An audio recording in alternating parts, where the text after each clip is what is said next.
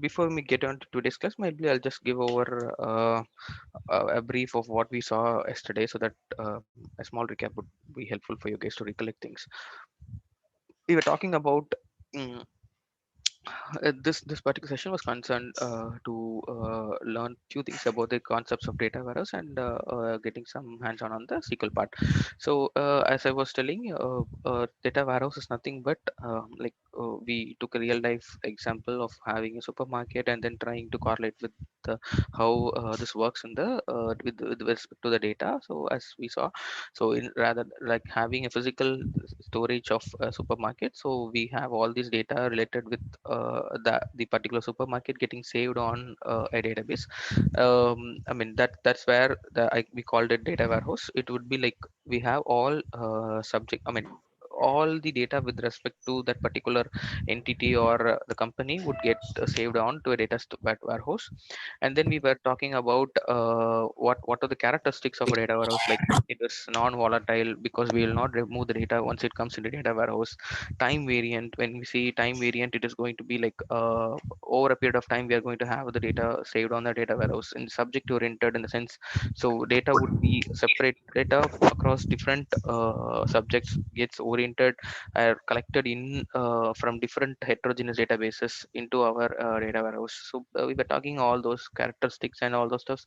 And then we talked about the components of data warehouse, like what components we have. We have a database.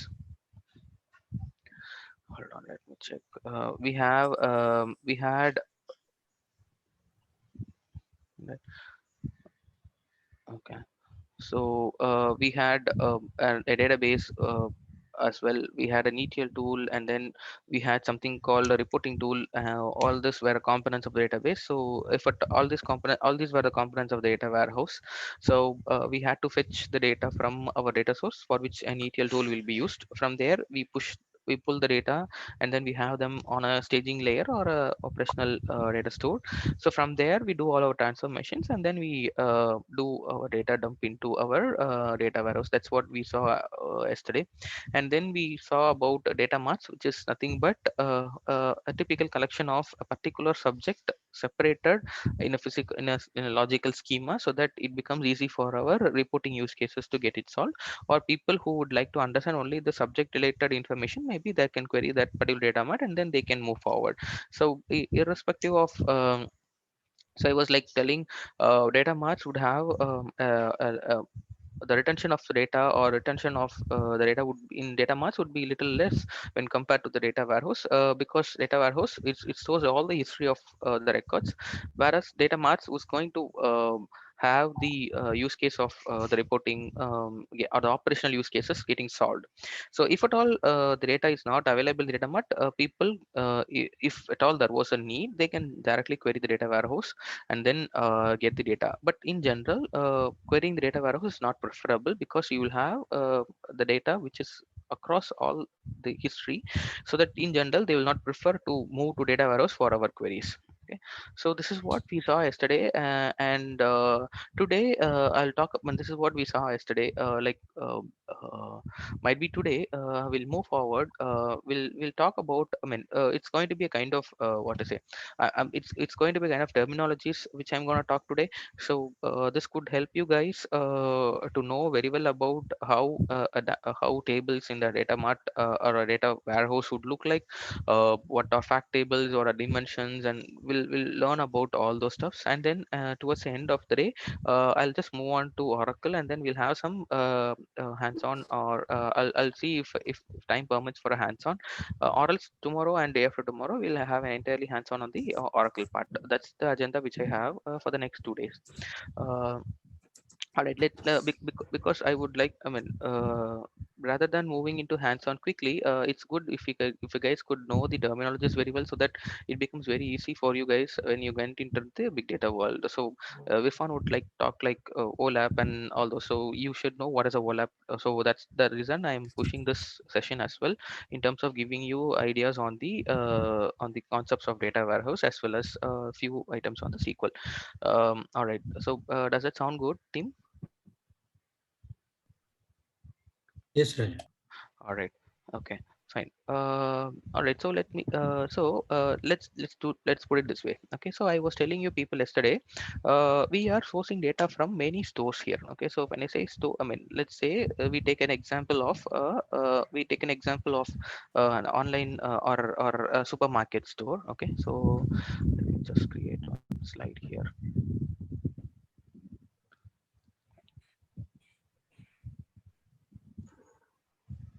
Okay. So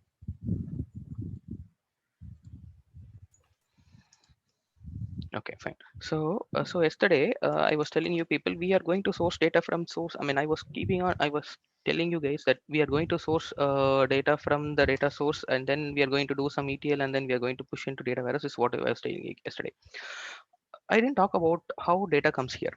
Okay, so when you say how data comes here, all these are, for example, I take example of supermarket. Okay, a supermarket is nothing but what to say? It's going to have sales. Uh, he is going to have maintain the inventory. And what else? He is going to maintain inventory, sales, and few other accounts or items like that. Something. He is going to maintain all this. Okay, imagine you go into a supermarket. Okay, you purchase some five pen. Okay, he puts a bill for you, and then he has to do some what to say, he has to collect all the information what you did. Okay, number one, he will say this was the sale which I did. Okay, for a particular transaction ID, for example, he will have an ID to determine your transaction, say X, and then he'll say number of quantity which I sold was 5, and the amount which I did was some 100. And then he will also say what time the particular sale was done. Okay, for example, just an example. Okay, he will say this is, காலைல he'll say that this is the 9 மணி வரைக்கும் காலைல டெய்லியும்.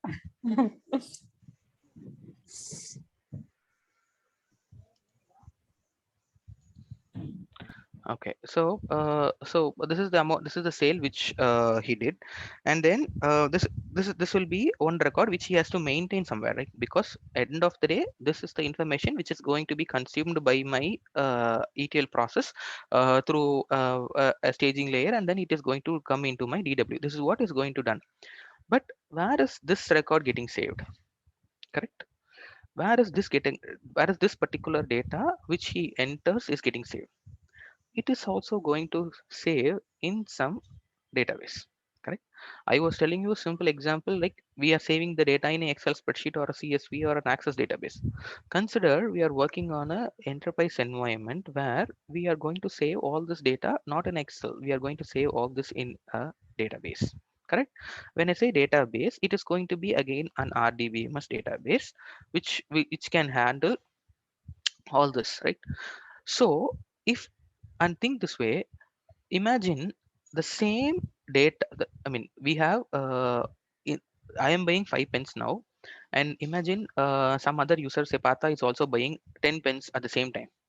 Okay, at the same time he's purchasing 10 pens on a different store. Okay, so what is going to happen? The inventory of information. Okay, so again there is an inventory table which says that this is the quantity which I have on my store. Okay, so totally the particular store has sold me 10 pens at a time. Okay, so imagine this way, number of pens sold, the count which I have in my warehouse. Okay, or I'll not say warehouse, in my what to say, in store. Okay, in store I have 500 pens, out of which 10 is sold now. So this particular inventory also should get updated to 490 because I've sold 10 pens now. So there are multiple updates which is going to happen on this database here. Correct. I am doing a transaction, people are simultaneously doing transaction here. These records in the database should get updated based on the sales and the inventory what they do. Correct. But the amount of updates or the amount of records which I'm going to access is minimal. Okay, let me talk about that later, no problem. For now let's understand we are going to have numerous updates on this particular tables in this case. This particular system of things is called OLTP, online transactional processing. Okay, what I'm going to do, I am updating the records, or I'm making frequent updates or inserts into the table. Okay, so for example, imagine it's like a store can have multiple people buying at the same time, so all these tables will have entries populating right away. I mean, he'll say uh, you guys are getting me what I'm trying to say. Like, this particular table will keep on getting inserts based on the transactions which the users are making, because once I buy a product, there will be an insert into the sales table. Also, once the user is buying, there will be an update in the inventory saying that, hey, this the so and so amount is purchased, and the inventory has to get reduced. So there are multiple updates and inserts happening here on this particular transaction. Okay, so these kind of terms, these kind of processing are called OLTP. Okay, so in general, all the what to say, all the POS or anything which like the telemarketing calls, all these are OLTP systems. Okay, these they are called OLTP systems. Okay, few other examples what I can say. Hold on. I mean, imagine this way. You are making what to say, you are making feedback a product at for a product. Okay, or let's okay, so you're making a feedback, or okay, let's do it this way. Let's do it. Okay, so you have an auto, Ola auto or Uber auto driven, and then you are making a feedback to that particular ride. Okay, but you didn't you made the ride, but you're doing a feedback after 2 days. Okay, so what is going to happen, your data is getting saved on some on a particular table which says that, hey, this is the person who rode, he had he had his ride from x y location to z location, and this was the amount he paid, and this was the kilometer which he rode. All this will be in a particular database, like in an OLTP system or in a system, right? So if you make a feedback, okay, so you are going to make a feedback, so this particular record which you made, that particular right, will have to get updated with the feedback what you give, right? So there can be multiple things happening, multiple people doing the same thing, there can be multiple scenarios like this, like an update can happen. So all this are handled by means of an OLTP system. All right, so an OLTP system will be able to take care of all these database operations where there will be frequent inserts and updates. Okay, in general, they will make sure the databases which corresponds to this OLTP system can handle this very well. Transactions can be handled very well. All right, for example, if you're buying this product and you're saying that when they're trying to bill your product, something fails. Okay, when I say something fails, their PO system has been got stuck, or there was a power failure in the in the store, or something happened. What will happen here is, this particular transaction will not get committed. Okay, they will make sure only if all the process pertaining to that transaction gets complete, they will make sure the bill is getting generated, or they will make that transaction success, or else they will do a rollback, which means that it is made void there. So they will select an OLTP database in such a way that it is able to handle all this very smooth. All right, so ideally speaking, all our PO systems where we are doing lots and lots of inserts and updates are OLTP system. Okay, one more thing, OLTP systems are very good, are very scalable, because the record which you fetch for your update, say for example, here I made a sale here. Okay, so for example, okay, so let's do it this way. Okay, so he makes a sale morning 7 a.m. Okay, he buys this. Okay, and then he comes back and then says that, hey, I don't want this product, take it a return. Okay, he's saying that, I don't know this product, please take return of this product. All for this particular product, for this particular sales, for this particular transaction ID or the particular order ID, they would need to make the order as void, in the sense they're going to make the quantity as minus 100, இல்ல for இல்ல example. இல்ல tower Just to கிடைக்கல make it easily understand, நீ நோக்கம் so they're going to make a negative amount. Okay, just to make sure I'm making it void, so I'm going to update this particular record as minus 100 rather than plus 100. I'm just making it minus 100, just for an example I'm quoting it. Okay. Okay, so there is an update which is going to happen here, but you check how the query is going to frame. Okay, all that I'm trying to do is I'm going to access only one record from the table. I'm not going to access the entire table. Instead, I'm just going to access this particular record directly, and then I'm going to update. Okay, so the number of records which you fetch from an OLTP system for your updates will be very minimal, and that's why the updates will get very scaled. Okay, but any questions with respect to OLTP before I move on to OLAP? Are you guys able to follow me? Raju, one question. You are referring to scalability in the sense your the system scalability you are speaking, or is there any sort of other scalability? Because we are just speaking about the transactions, okay? And how do they relate towards the scalability basically? Okay, scalability in the sense, for example, let's do it this way. Let's see. um if you're choosing an database, okay, which is not able to handle this transaction processing. Okay, for example, you are updating that record. You are buying a product, on the same time I'm also buying a product. Okay, but what will happen, the inventory for that particular same record has to get updated both by your transaction as well as by my transaction, right? Yes, yes. Okay, so your transaction, once you make the transaction, it has to get committed onto my database, number one. Okay, it has to commit onto the database saying that, hey, this is the amount which I have. Okay, after that, the record has to be fetched for my I mean, your database, your record is updated now, my transaction is getting processed. So at this point in time, I will have to fetch the latest record which is available right now on the database. I should not be fetching something which is already available. I should be able to fetch the latest record and then do my update there only when the inventory will be correct. So in order to make Correct. sure all these transaction processing are very done, or I would say the acid properties. Okay, they would say acid Asset properties. properties. Okay. Okay, these acid Yep. properties are to be honored very much. Okay, so you should not you should not have some database which does not honor this acid property, so that we should make sure always this is honored. So all this pertains to the scalability, because if your database is not able to handle so much of updates at that particular point in time, it will be a failure, right? Okay.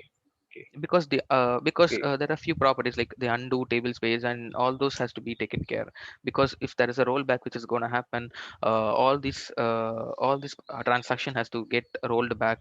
I mean, that's what I'm trying to say as scalability. Okay. It is not going now. You are not referring to the horizontal and vertical scaling. Now you are No, no. speaking about the asset property and the pertaining table space details. Yeah, that's Okay. right. Fine. Okay, not about the Okay. horizontal Done. scaling. Yeah, Okay. it Okay. doesn't has to meet to anything with the horizontal scaling. Yeah, that's right. Yeah. Yeah. Yeah. Because scaling, I just got confused. Okay. Thank you so Okay. much. Okay, are you guys still hearing? Okay, it was low. Okay, fine. All right. All right. So, okay. So, any Raju, one more question. This is Thiru. go ahead, Thiru. Yeah, you have explained about the refund, right? The other transaction which is going to reverse the amount or count of the product. So it's going to be an update with -100, or it's It insert in Yeah. the new row. Okay. Okay. It depends on through the is this just for a use case which I gave for an update. It could be a -100 record here as well. No problem. Yeah. It To make it negated to zero, it can be an insert with a -100. Just for an example is what I throw that particular example. Raju Shanmuraj here. Can you tell something about the acid properties actually is new to us? Yeah. So I will talk about ACID specifically when we get into Oracle. I'll talk about that, Shanmugam. Okay.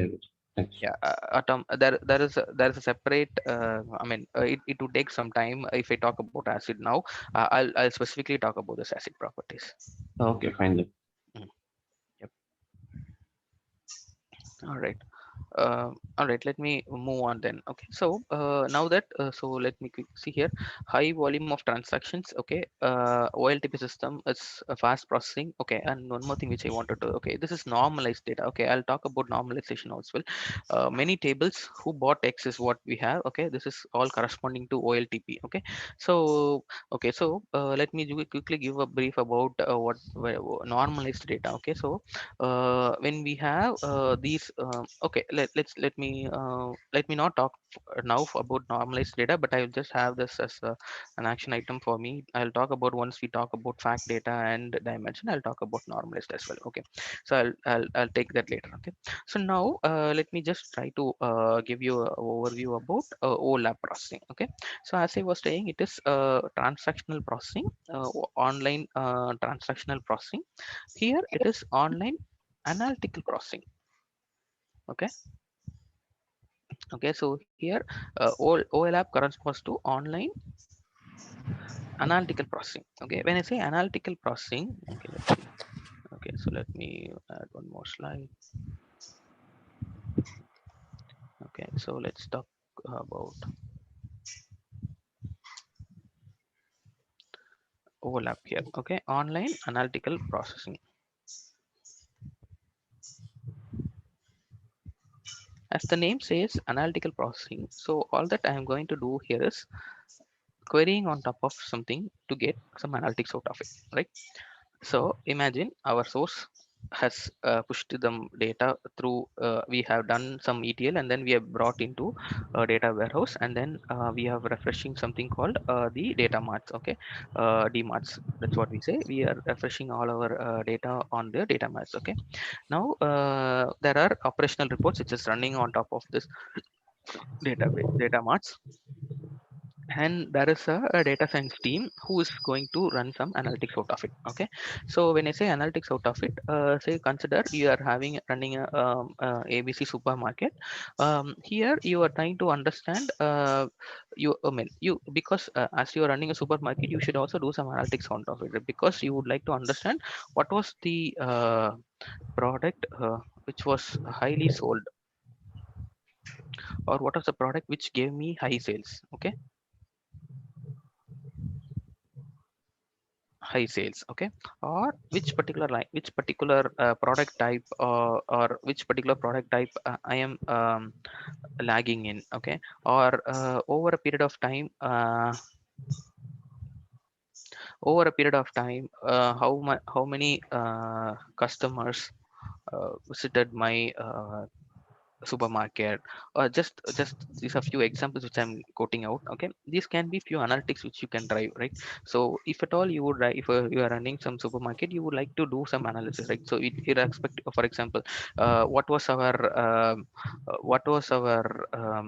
sales during holiday season. Okay, during Diwali or Christmas, how much was our sales which we did?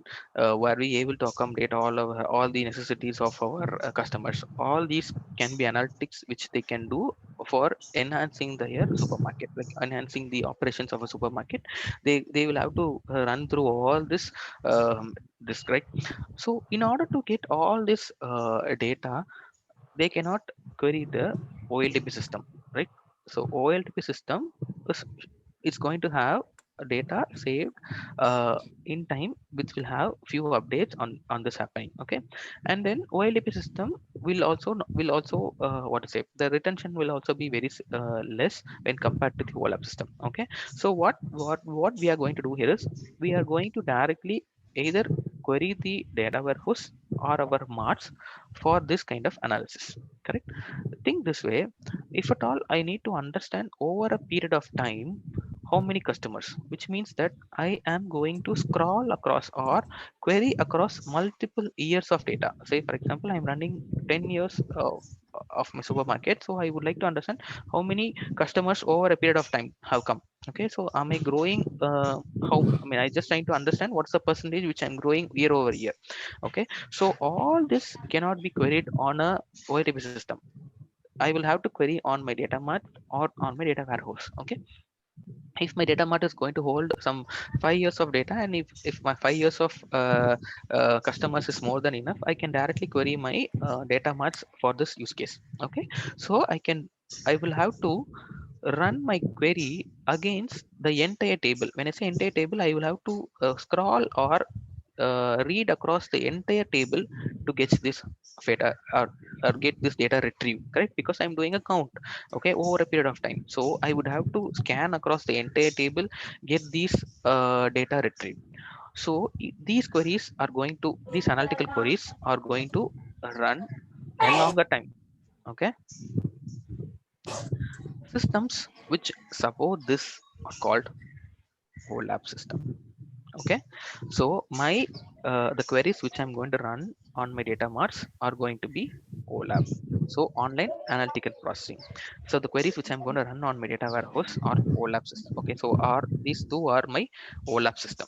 Okay, so my data marts and my data warehouse are going to be my OLAP system.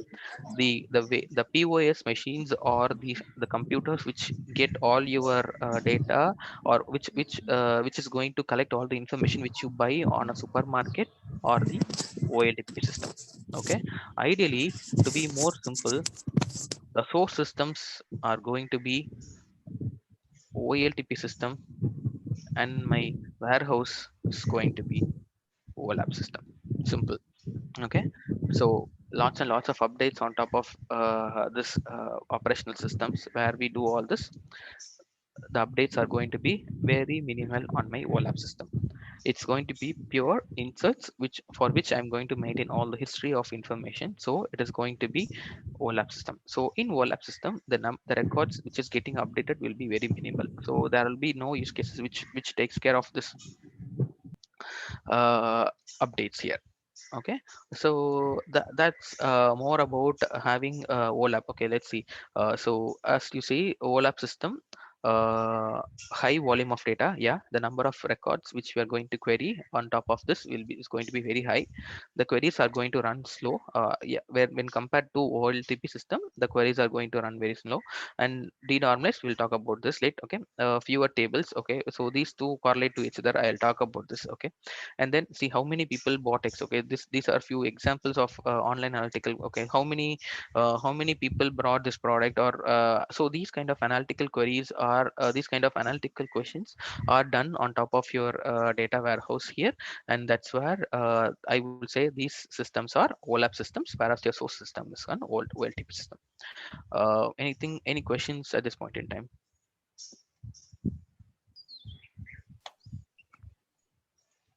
Raj Johnson, can I hear me? Go ahead. Yeah, correct me. So from my understanding is that it's more like uh, this is how you design a system. For example, your tables, your relation between the tables, how the transactions and data is handling, and OLTP is more transactional oriented, and OLAP is more analytical oriented. Well, is there any, and we know that whenever we are transferring data between any of these systems, we use ETL operations. Any of these systems, say for example, OLTP and OLAP, is that connected to the tools like Oracle or Informatica, or is there any kind of understanding in that way? Okay, when you say connected to the system, say here when I say OLTP system, it is nothing but a database. Okay, it is again a database where I do all these updates, and it ideally speaking, and it is going to be an Oracle database, for example. Okay, this is again an Oracle database. Okay, Oracle supports this, all right? So an ETL system or Informatica as a tool, okay, which connects to this database directly. That's it. Do using a JDBC driver, we are going to connect to this Oracle database, fetch the records. When you is that OLTP and OLAP, I can connect. I can consider it is more towards like different architectures. your voice was too low. No, am I audible now? Yeah, go ahead. So what I'm trying to say is that this OLTP and OLAP, I can consider that it is two different styles of architecture. to Yeah, meet that's the right. different needs. Yeah. Okay. Yeah, that's right. Yep.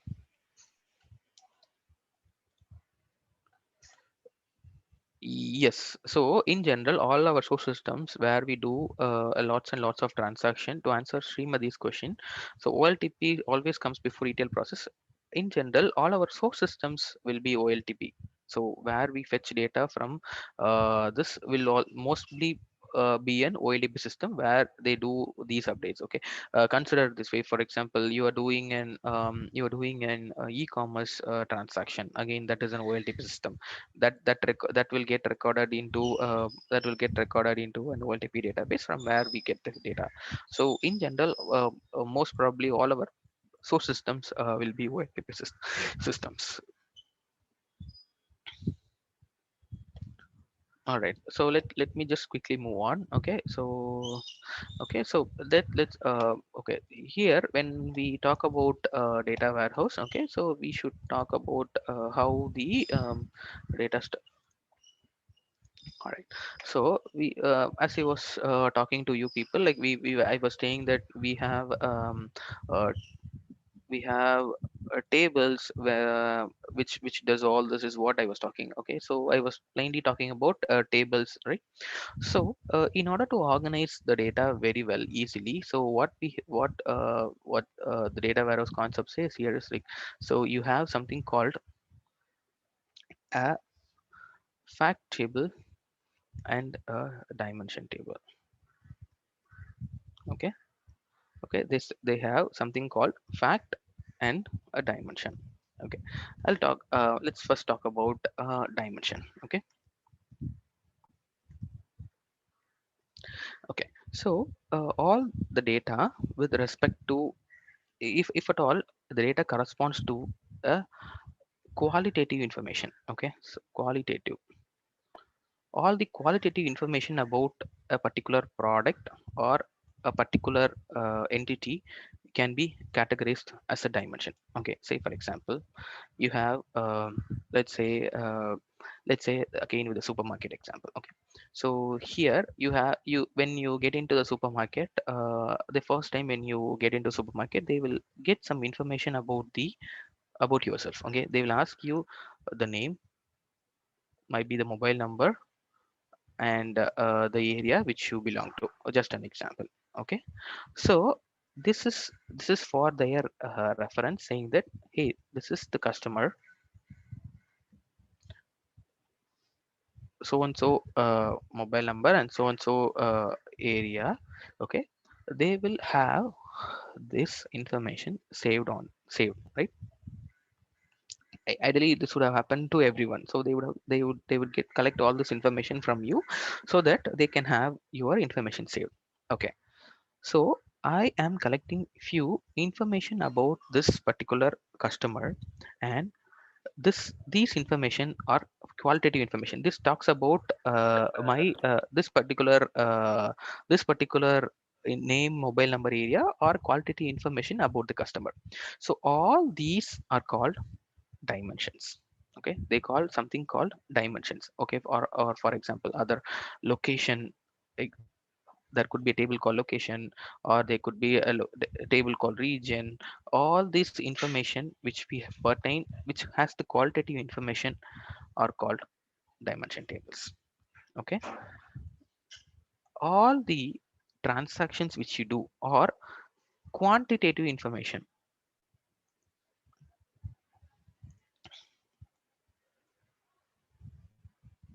The sales which you make. Okay, when I say quantitative information, you will just tell the quantity which you sold, the amount which you got from that, correct? So these information correspond to something called a fact table. Okay, in general, you can do aggregations on the fact. You will be able to do aggregation on the fact, because you can sum the quantity which you have. You can take the maximum amount of product which was sold. You can do all sorts of aggregation on this information. Okay, so ideally in a data warehouse, all the qualitative information gets saved in a table, which they collectively call it as dimension tables. And similarly, all the quantitative information gets saved in a fact table. Okay, you guys are able to get it. It's that it's just dimension and fact, which will tell you what kind of information we are saving. That's it. So if at all I'm saving some quantitative information about a transaction, about an inventory, all this are corresponding to a fact table. Okay, for example, uh, sales is a fact table, inventory information is a fact table, order information is a fact table, and then what else, the forecast which we do for a particular product is again a fact table. All this can be summed up, all this can be done. But customer, region, what else, account, I'll say account is nothing but account number, and then the corresponding data related to street, what he is, where he is seeing, all this will be fact dimension table. What else I can give for dimension? Okay, party information. Okay, if at all there are parties which are involved for a particular table. Okay, for example, you remember, for a bank transaction which you make. Okay, if you guys have a bank account, you will have a something called customer ID, right? So with the customer ID, you can link two or three bank accounts. One can be a loan account, the other one can be a savings account, another one can be a what to say, SB account or a PPF account or anything. Okay, so all these information getting saved under party information. Oh, so all these corresponds to a dimension table, and the quantity information corresponds to the fact table. Okay, so ideally, if at all you are looking out for dimension in general, you will not do any aggregation on top of the dimension in general. Okay, that's how data warehouse table will be built. You will not necessarily do any aggregation on top of that, but in terms of fact, ideally speaking, you will very much do aggregation on the fact table. Okay, that is how that's the difference, but that's the two different type of table types which we have. Yeah, that's right. Vendor, product info, yeah, that those are all correct, Manan. So it is right. So vendor info, the product information, all these are corresponding to dimension table. That's right. All right. um, all right, so here just a quick example of how a dimension and a fact is represented. Okay, so here they have got an information of a procurement. Okay, so procurement in terms of a particular what to say this particular by this particular supermarket team is procuring data from a vendor. Okay, so all the vendor information is available on this particular table, and the buyer information, the purchase order which we make, and the product which we buy, all this corresponds to the fact information. And the location and the date. Okay, the location where they are going to purchase from. Okay, so all this are the dimension table, because the location will correspond to what is it, the location is corresponding to a dimension where we stay. This is the location where this particular buyer is from, all this information, and the date when we purchased is a date dimension. Okay, so these are all corresponding to the facts, and these green represents the dimension table here. Okay, so these are the facts. So customer fact, customer could be a dimension again. Okay, but let's see, I don't know why it's customer channel, brand, SKU. I'm sorry, these are all fact tables again. I'm sorry, these are all dimensions again.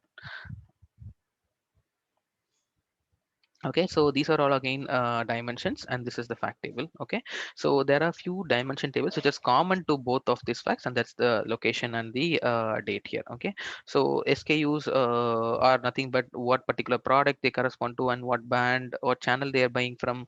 All this corresponds to the fact and the dimension in general. So this is how. Yeah, that's right. These are the common dimensions which we have, right? That's right. Okay, so these two dimensions are just common across two different fact tables, and that's why it is different in color. Okay, this is how in general they will have the fact and the dimension tables. Okay, let me quickly show you how a table in table, a fact table would look like, or a dimension table would look like. Okay, uh, Yeah, that's right, Praveen. All the transaction details are getting stored on the fact tables. That's right. Okay, so because that's why a fact table is designed. Okay, let me quickly give you an example of how a record in a fact table would look like, how a record in a dimension table would look like, so that it becomes easy for you to correlate. Okay, all right. So first, let me take an example of a dimension table. Okay, in general, all the tables in Oracle would have some constraints. When I say constraint, they will have, okay, let me show you some examples. Okay, so let's say you have, I'm framing something called a customer dimension. Okay, so I'm the name of my table is customer underscore dim. Okay, this is my dimension table. So as this dimension table, I'm just giving an notion of customer underscore dim. Okay, so what columns I gonna have in my customer underscore dim? Okay, customer name. Okay, customer location, customer uh, phone number. Okay, on top of this, I am going to give or generate an ID for the customer. When I say ID for the customer, I'm going to give a number to my customer, say Raju.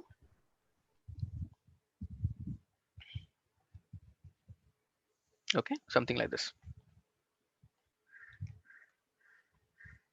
Okay, so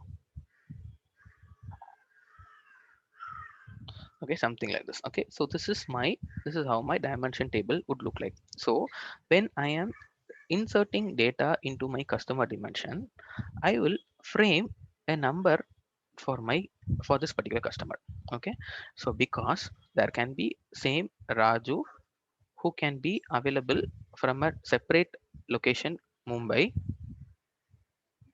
There can be same customers with a different name. Sorry, there can be different customers with the same name. Okay, so in order to differentiate these two customers, I should have some unique value or key to differentiate these two customers.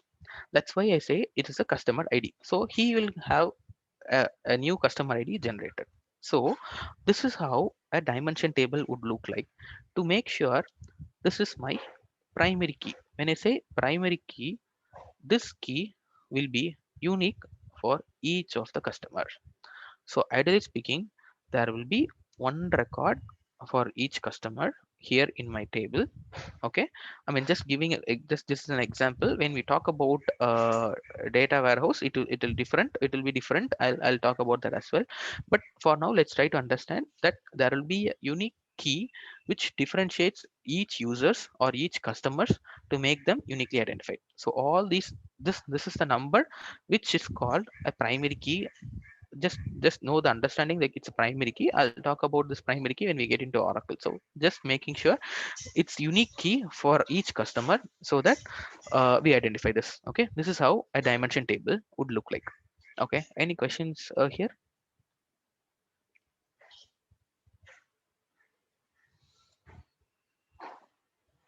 All right, let me move on to something called a fact table. Okay, okay, how does a fact look like? Okay, I am purchasing a record.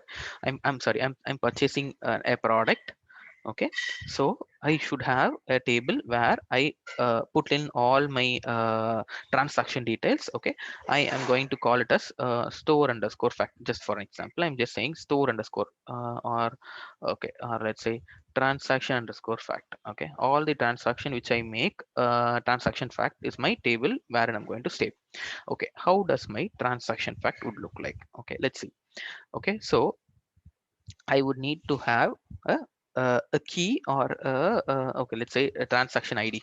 Okay, this was the transaction ID, or which okay, let's do it later. Okay, let's I will tell you what are the columns which we can have. Okay, transaction ID. Who was the customer who who was involved in this transaction? I would have the information about Raju. I would have the customer ID linked here. Okay, so the customer ID, what was the transaction he made? Okay, say for example the quantity which he bought. Okay, what was the product which I bought. Okay. Okay, there will be again a dimension table called product. Okay, just an example, dim underscore product, which will have all information about a product. For example, shampoo, a key, so product key. Okay, one would be my shampoo product, two would be my dairy milk.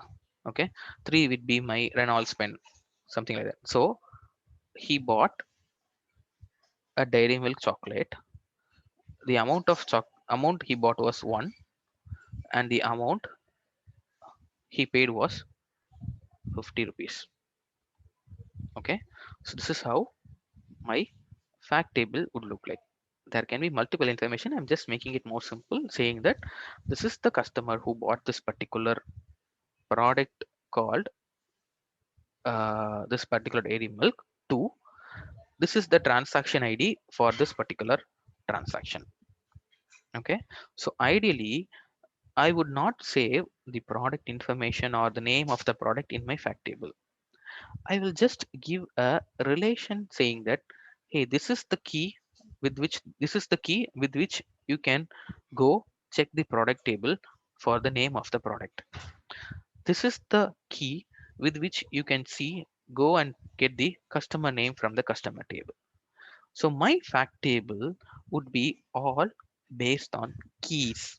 Okay, so I would just say key, okay, or ID to make it more simple, ID or key. This makes the fact table. All right. In this fact table, this would be my primary key. When I say primary key, this particular value will be like a sequence number, will keep on incrementing. There will not be another record which will have. There will be no duplicates in the same record. Okay. This is how a fact table and a dimension would look like. Okay, let me give you any questions from anyone before I jump into this particular piece to show you that this is just a quick simple view of how a dimension table and a fact table would look like. When you get into the real data warehouse or data warehouse in I got to say real data, the number of records, number of columns, and the number of relations could be very high. Okay, so just for a simple example, I took two dimension tables, a customer dimension and a product dimension, and I related with the product table and with the fact table. Okay, if I had to draw this on a if I had to draw this here, okay, so how would the relation would look like is, so you have a fact table. Amount column cannot be the key. That's right, Thirumavan. So it cannot be the key because because the same you cannot have a column amount to be on the key. That's right. So you cannot have that as the key. Okay, so here I had a fact table called transaction underscore fact, which had transaction ID, okay, customer ID, and then we had a product ID and quantity and the amount. This is what we have. Okay, so this is related with another table called customer, which had customer ID, okay, customer name, location, phone number. Okay, okay, so here and again it was product, it is again a product ID and the product name. Okay, so that this is how a relation is built here.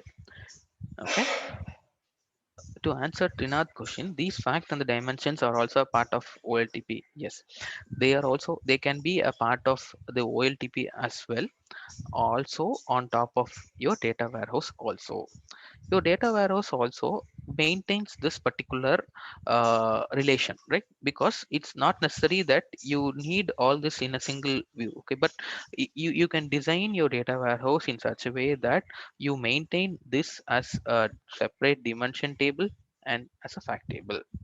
Yes, this is also a part of the data warehouse. Your data Actually, warehouse by using ETL, we'll pull the data and load into data warehouse, right? So yeah. by loading, we will define uh, fact and dimension tables, and based on the columns, we will segregate and insert the data, right? Okay, Based okay, for example, there can be an OLTP data, there can be an OLTP table called OLTP, yeah. that yeah, you because when they are going to have that OLTP system designed itself, they can have the customer dimension, but they will not have the customer ID or the customer key designed in the same way as you would want in the data warehouse. It can differ. So all these transformations can be done as a part of the data warehouse. Okay. Oh, Okay, so so initially I thought uh, what are the tables structure they have in OLTP, it might be having the same structure in the OLAP also. But no, no, that's not the case. data mart will have the consolidation data in a whatever in which you want. Okay, That's okay, what I so thought. for Okay, example, so okay, so yeah, got it. So so let me make it clear. Okay, so so for example, the question, yeah, that's a very good question you asked. Okay, so for example, you are a customer. Okay, on day one, you were in Chennai, and day two, you moved to Mumbai. Okay, okay, this is just an example. Okay, on you or let me or let's say from Thuraipakam you move to Velacheri, just an example, just to quote an example. Okay, so you go into the supermarket and then you say that you saying that to the billing person, saying that, hey, change my location from Thuraipakam to Velacheri, you will say. Okay, he or she will just enter the location of that particular customer. He will just update to Velacheri. Okay, as this is an OLTP system, what will happen? The record gets updated from Thuraipakam to Velacheri. Okay. Now, if you query the OLTP system from the store, you will just see as Velacheri. But my warehouse is going to save the history of data. When I say history of data, it should save all the information pertaining to that customer in my data warehouse. So he should the data warehouse should save on day one he was at Thuraipakam. On the next day he changed to Velacheri. So this history should get preserved in my warehouse. Correct. So this data warehouse tables will be saved in such a way that all the history information is getting saved. Okay, that's the way the tables in OLTP and the OLAP is going to differing. Okay, it will not have the same structure because here everything is going to get updated in my OLTP, but here the history of data is going to get preserved. You got it? Trina, are you fine with that? Yes, yes. All right.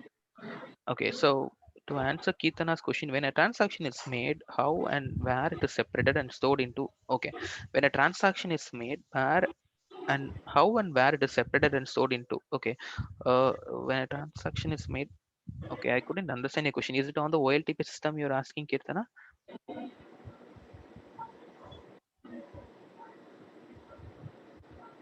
Okay, fine. I'll wait for her response. Okay, so Hello. yeah, go ahead. Yeah, sorry, my name is Shrikant. So just I'm connected in my wife's system. So um, the thing is, yeah. So when a transaction is made, so we are basically discussing about fact and dimension tables, right? So how it is separated, like when a transaction, so as you mentioned, one is buying some 5 pens. So say I am buying 5 pens, my name and the location of the store are dimensions, whereas the quantity and the amount are facts, right? So how it is separated? That's my question. Separated in the sense like so when you are asking how does a record gets inserted into the transaction table based on the customer ID, something like that. So basically it is like it will be saved into two different tables, right? Yes, that's right. So Yeah. okay, so that should be a place where if so if I am buying a pen, so there are some two sets of data. Some fields are fact and some fields are is, dimensions, Dimension. right? So Okay. how it is like it will be like since it is an RDBMS, it will be uh, simultaneously stored in both the tables. Is that the Yes. case? Yes, that's right. So when a Okay. custom, for example, if you are making a transaction, okay, if you're making a transaction at this point in time, you will not have an okay, you will have an entry in the sales table. So saying that on the OLTP system, on the transaction on the OLTP system, there will be an insert saying that, hey, this is the customer who has bought this particular product, and this is the transaction ID for that particular customer will get inserted into sales table. Okay, that's one. If you are a new customer, okay, if you are a new customer and you are making a transaction at that point in time, okay, you come into the store, you are a new customer, so there will be two records which gets inserted. Number one will get inserted into the customer table with all your customer information, and the customer ID along with the transaction will get persisted in the transaction table. Okay. Okay. So the So OLTP system will be designed in such a way that, or the system will handle inserts into multiple tables simultaneously. I got it. Yeah. So single transaction itself, it will make an entry in multiple Yes, tables. yes, Yeah. yes. In general, in case of high volume systems, what they will do is they will have APIs. Okay, they will have Java APIs or APIs which will put entry into all these different tables. துண்டு வேணா ஏதோ ஒரே துண்டை use Yeah, I got it. Yeah. Okay, இது ஒரு நாளைக்கு. all right. Okay. OLAP, to answer Janavel's question, OLAP also has history of information. OLAP only has all the history of information. For easy, our data warehouse will have all the history of information for from each of this in history will get preserved. Yep, that's right. Okay, so let this is just a simple. Okay, as I was telling you people that this is an example of how a transaction table or a fact table would look like and the dimension. Okay, so just a simple example. Okay, so here we have a fact and its information and all the related.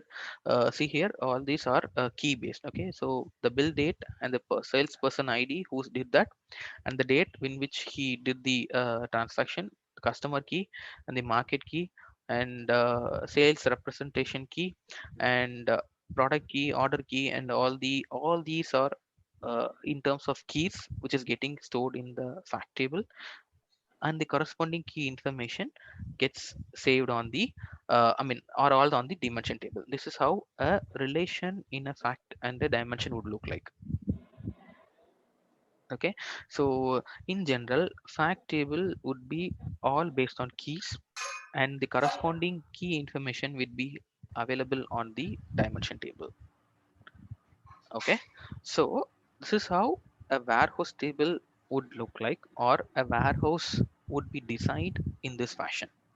Okay, there are different ways with which there are two different methodologies with which a fact on the dimension would be designed for a warehouse. Okay, they call it as a star schema. Okay, how is the schema defined for your warehouse? Okay, before we move on to the star schema and the snowflake schema, let me answer a couple of questions on the chat. Okay, how can we differentiate ETL process and OLTP process are both the same? Okay, okay, to answer your question, Prem. Okay, so a OLTP process is nothing but nothing but you making a transaction and it inserts records into the it inserts the data into the corresponding fact and the dimension tables. When I am saying an ETL process, there can be business transformations on top of the same data. For example, you might have to join between two different tables on the ETL process to fetch the corresponding data which is required for a business.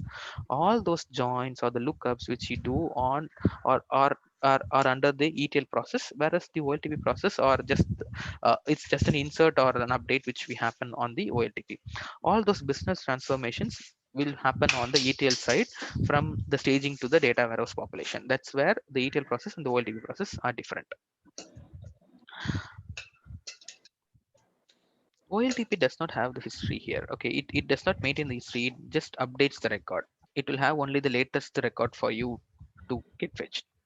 That's the example which I told you here. See here, if at all you are buying a product in a supermarket and you have your location updated. Okay, what will happen here is the OLTP table on the supermarket or the system will get have the latest data only saved.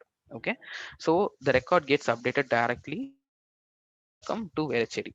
So the customer location changes from Thoraipakkam to Velachery.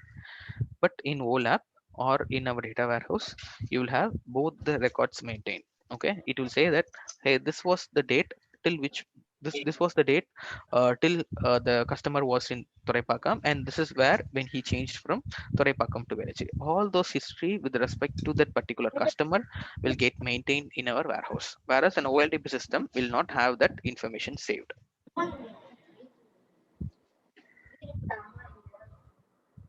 Can you just move to that fact and dimension table, that next slide? Okay. Yeah, we know that the dimension table is nothing but it contains the qualitative information and the fact table, the quantitative. Yep. Here, the tables on the right hand side, say for example, salesperson, time of the day, market. Can I consider this is as a qualitative information? Yeah, a date dimension, a day it can be a date dimension is what they would say, John. I mean, you will not do any kind of what on a date dimension. Are we going to do any aggregation? We are not going to do any aggregation, right? Right. And that means all the fact tables are the tables on the left hand side. No, this is the only fact table which we have here. Or Okay, all these are revolving around the same fact table. so except the facts rev, all other there are dimension tables. Yes, that's right. Okay. We can do the aggregation in dimension table as well, right? For example, to get the designation wise aggregation. Designation wise aggregate. Okay, come again. If we need to understand in the sales person, right? It will have a list of all this person IDs, right? It will like 500 persons are there in the salesperson, Okay. and they different designation. You're going to gain the designation of each of those customers. Okay, each of the Yeah, so, salesperson. Okay. yeah, so there we can, there is a possibility of aggregation there, right? I mean, what kind of aggregation will you do? So when I say aggregation, it is nothing but sum of value or an average, or aggregation. In that case, I'm saying Okay, it's not a group. it's not a group. Yeah, I Okay, mean, okay. how? I mean, say okay. You are saying for each salesperson, you will have a designation, correct? Okay. Yes. If you had to group, If I need to understand how many salesperson are with the basic designation, how many are supervisor, how many are manager, kind of okay, agree. you are saying you are just counting based on the ID. That's what you're saying, right? Yes. Yeah, that we can do, but logically aggregation in the sense like some or that's what I was, I mean, this is nothing but count is just a normal measure, right? So we are just counting, if based on the ID you're just going to count and say that this is the number of people which with this designation, that's okay. That kind of aggregation or the count we can do, but logically I was meaning to say that the aggregation in terms of what to say, uh, uh, uh, in terms of the sum average and that minimum, all that's what I was meaning this aggregation. Okay. Based on the transaction details, you mean? Yeah, okay, so if at all you had to do an aggregation based on the fact like what was the what was the designation who are doing a lot of sales in my market, something like that. So select designation comma the dollars from the fact table, group by designation, something like that. Okay. Yeah. Okay. And then to answer Arun's question, OLTP consists of current data, right? So once the information is saved in the corresponding table and is processed by TTL or further processing, the data in OLTP table will be deleted immediately. It doesn't necessarily need to be removed, Arun, because why? Because if at all there is a transaction, it can have a limited what to say, limited data wall. I mean, in general, they will not remove the data from an OLTP system, similar to how we have in a warehouse in general. So all the customer information or a transaction will also be available on the OLTP system for you, only that it is getting updated frequently. That's it. your customer information, once we get it consumed by the data warehouse, will they delete it? No, they will not delete it. They will have them saved on the data warehouse, in the data, in the OLTP system directly, because that is again an Oracle system which will have frequent updates. That's it. Because so they will not remove the data unless and until it is required. Okay, to answer how can we load the data into the fact table? By joining all the dimension. If it's joining to dimension table, which column we can use to join as a part of your example? Yeah, very good question, Venkat. Okay, so in general, okay, so in general, before we start our loading on the warehouse, okay, what we will do here is we will make sure all the dimension tables are first getting populated. When I say dimension tables, all the dimension, customer dimension, everything should get populated. Okay, and they would once all this customer ID getting populated, okay, so they will have something like here I was quoting an example of customer ID, right? Okay, so what I'm going to do here is I'm going to create a key for me. Okay, customer key. Okay, this is my own with the customer ID. Say customer ID should be 123. Okay, so for the ease of my data warehouse, I will come up with the logic of my own key. Okay, I will say 123, some logics with so let's with 100 and 123, just an example. Okay, it is nothing but I add one more 100 to suffix to it, and then prefix to it, and then I create a key for me. Okay, just a surrogate key. Okay, this is a surrogate key. Okay, so when I am going to load the fact table, okay, he will have an indication saying that, hey, this is the customer ID who with which the record was populated. Okay, so what I will do is I will just go check the particular table for this customer ID. Okay, I'll look up. When I say look up, I'll just see, are we having any record for this customer ID? And then I'll get this key from the customer table, and I will use that as a part of my data warehouse as customer underscore key.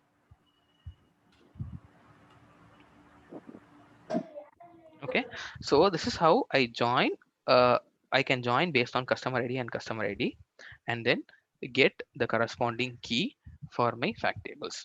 In general, they prefer to have them saved, like they will have usually the dimension tables loaded first to get all the keys generated, so that we can have the fact tables running. Okay, that is how a traditional warehouse usually gets built. Okay, uh, Just can you come again? Sorry, I missed this thing. From the Saragot key, can you come again with the same okay, example? so let me give an example of here. Okay, so uh, so for example, okay, here let's say from the OLTP system, okay, we have a customer ID, cust ID. Okay, and then the customer name, this is my customer table. Okay, my fact table is looking like fact table says transaction ID, and then customer ID, and the dollars which he spent. Okay, this is my OLTP system. I am building a warehouse table called uh, customer, or my warehouse table is called DW underscore customer. Okay, this is my source system. Okay, this is my target, or this is my warehouse table, data warehouse. Okay, so I am building something called DW underscore cust. Okay, so the structure of my DW cust would look like this. Okay, I have for each for my data warehouse, I have something called customer underscore key. I have cust ID also. I have the customer name and its own ideas. Okay, and similarly, this is my fact table. So I have fact underscore sales. Just an example. Okay, here this is how my fact table in my warehouse would look like. Okay, I will have transaction underscore key, customer underscore key, and then I will have the dollars, and so on, some information. Okay, when I am trying to do my ETL processing, okay, from the fact and the dimension of my source system. What I will do first, I will populate the source. First, I will populate the dimension. Okay, I would run an ETL and then I will create a key for this customer ID. Okay, for example, the customer ID is 123. I am creating my own surrogate key called 100 and 123, something like this. I just create a key with prefixing with 100, just for an example. Okay, now my DW underscore customer table load is complete. Now I'm coming into the fact table load. Okay, when I'm coming into the fact table load, in order to get this customer key populated in this table, what I need to do, I would need to check the DW customer table and find this key, correct? So in order to do this from the source where I have the customer ID, I would do a lookup, or I will join with this DW cust table and then get the customer key. And then I will use that for loading into the fact table. You're getting it? Or I'm confusing you people? Yes, yeah, yeah. No, no, no, no. So the thing is, so here the customer ID will also be a kind of unique column. Sorry, customer key is a kind of a unique column or unique thing, primary Yeah. key kind of thing. Yes. Or Yeah. Here in my data okay, warehouse table, customer key is my primary key. primary key. Okay. So and you are mapping that with the customer ID, and that will go if you want to get something from the source or the OLTP environment, Exactly. basically. That's right.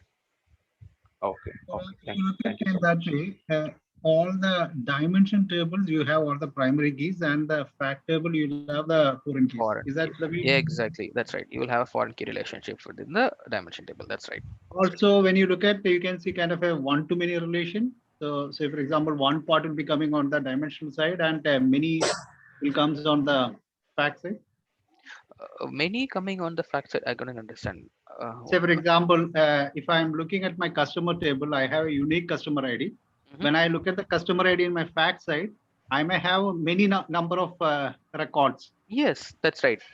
Here, because you might do many transactions within the particular store. So here in this fact table, the transaction key would be my primary key. Correct, correct. So ideally So, speaking, yeah, that's really possible. So you will have multiple customer keys in the same customer key multiple times in the fact table. That's right. probably I'll ask the question slightly different. Okay, if you normally use the conventions of creating this ER diagram, say for example, that arrow you connecting between the customer table and the fact rev table, I think there will be a many kind of symbol comes on the fact table side, kind of a, Exactly. yeah, is that correct? Okay. Yeah, it could Okay. be the fact table can have 0 or n, because Yeah, a customer will be there in the customer table, but he doesn't do a transaction, something like that. Okay, so perfect. all right. Okay, a table from a source can look up a DW table. A table from a source will not have a lookup on the DW table, because a table because the OLTP system will not have any access to our systems, right? Because it is our data warehouse where we are building. So he will just keep on updating the records in the source system. He doesn't have to look up on our data at all. Vidya, to answer your question, sorry, Vijay Darshini. Okay, so why there should be customer key and customer ID? Yeah, that's a good question. Okay, one customer ID suffice enough. So say the dimension table as a customer and DW also as a customer. Okay, in general,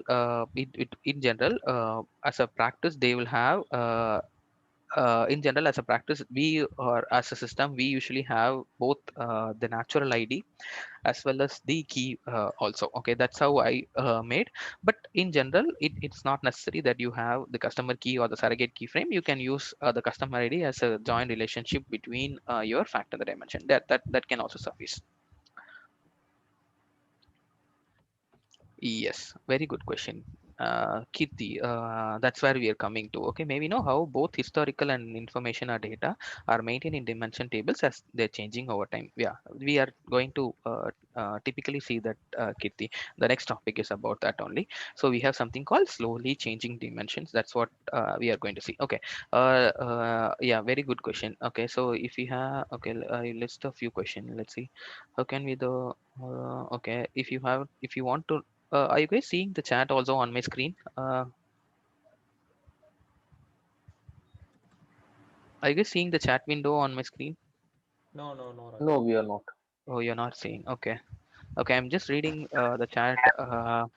If you want to from Karthik, if we have to know how many customer on the same location, okay, that's an aggregation. That's right. So in order to understand, you do a count of location, count of the customer ID based on the location. That's right. Can we simply say dimension tables as who you are and fact tables are what you are? That's very right, Shanmugan. The dimension tables tells about what you are, and then the fact table tells you what you bought. That's right. That's how the transactions are maintained. Okay, fine. May we know? Okay. Will the fact underscore sales will also have the same transaction along with the surrogate key? Okay. Will the fact underscore sales will also have the transaction ID along? Okay. So okay, that's right. So if I have the transaction ID from the source coming, I will also preserve that as well. So both is going to be unique for me, but this is again, this is my convention of giving it, and then this is the source provided ID. Yeah, we'll have both saved, Bala. That's right. To form any of the tables, we need at least a primary key. It's not necessary, Harish. It is not necessary that you have something called a primary key for all the tables. There are a few types of tables called what to say. There can be it's not okay. So in general, when we are designing a data warehouse or a data mart, they will prefer to make sure a primary key is always set. That's right. They make sure that we do not overcome the acid properties of which we're gonna talk. So ideally, I would say that it's preferable in a data RDBM system to have a primary key defined on your table. That's right. So let's have all the primary key have them saved, which makes sure that you do not have any duplicates allowed on your table. That's right.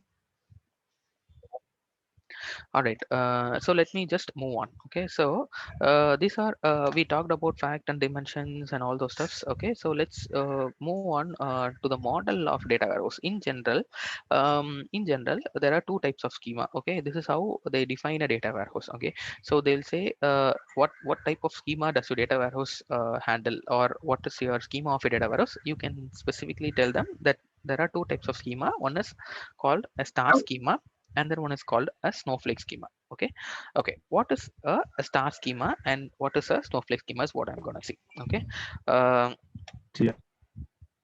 yeah. So all right, so here comes something called the one which I talked about, normalization of information. Okay, so normalized. Yeah, someone had a question.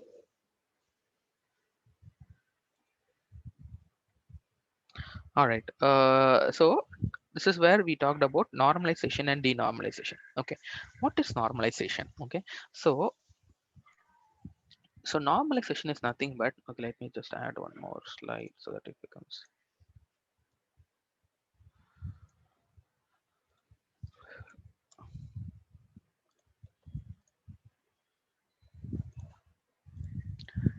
okay. So here, um, as you see here, the fact table which you had, okay, let me quickly show this example itself. Okay,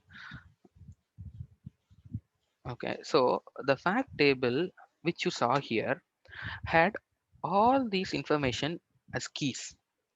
He didn't have any information about the customer saved on the fact table. Okay, so ideally what I'm trying to say here is the fact did not have information from the dimension. Okay, we had only the key, customer key, product key, order key is what we had. Correct, all were key. We didn't have all the information of the customer saved in the fact table like this. Okay, so our fact table did not look like cust key, cust name, some customer location in the fact table. All that we had was just a relationship to the dimension table, and we saved all this information pertaining to this customer in a separate table. So what we are trying to say is we are normalizing the data in such a way that we are framing a relationship between two different tables rather than saving all the information in a single view. Okay, so what I'm trying to say is we have normalized the data in such a way that we move only the relevant information which is needed here, and all the others as a part of the dimension directly. So this particular view is called normalized. Okay, so we call this normalized view. Okay, which means that the data is normalized. We are not saving all the information in a single table. We are making sure we separate this information alongly so that we make sure that it is normalized. In order to get the customer name in your query, or example, if I am trying to understand if how much was this particular customer Raju spent on so and so date or something like that. If I need to understand that information, all that I need to do here is I would need to do a join, or I would need to relate these two tables between day, and because I need to understand the whole year. Okay, so I need to join this table and this table. I need to get information of the customer name from here, the year from here somewhere. Okay, so in order to in order to get this information, I need to relate tables and get this information. So all this is called normalized view. So which means that I make sure the fact table is lightweight in such a way the information which is necessary is what is saved on the fact table, and I create a relationship to the dimension table and get these populated in the dimension. Rather than bombarding the fact table, I made sure that's the relationship which is maintained. So I'll just stop here itself. So I'll just say at least for now, understand this as the normalized view. Okay, so we are making sure we have a relationship between the fact and the dimension maintained, so that we do not bombard the fact table. In general, a fact surrounded by dimensions like this way is called a star schema. So ideally there will be relationship between this fact table and multiple dimension tables. This particular view or this particular type of warehouse building is called star schema, where the sales or the fact table would be my center of location, and surrounding each surrounding this particular fact table will be the corresponding dimension tables, and all the relation will happen through the keys here. This is what a star schema would look like. Okay, what's the difference between a snowflake schema? Okay, a normalized star, or if at all I am going to build a few other items like that. For example, here I had time key. Okay, if I had to have time dimension, okay, if I had to have date dimension, month dimension, year dimension, okay, rather than having the value saved here itself, I am normalizing this date itself again, like date, month, year. You're getting what I'm trying to say? And normalize the star schema, or if at all you see, okay, let me give here. Okay, see here. Here there was something called segment ID here. Okay, as you see, there was something called segment ID. Okay, this segment ID has some description, which is again saved on another table. Okay, so which means that for this particular key itself, I will need to get a join on the segment table to get the description.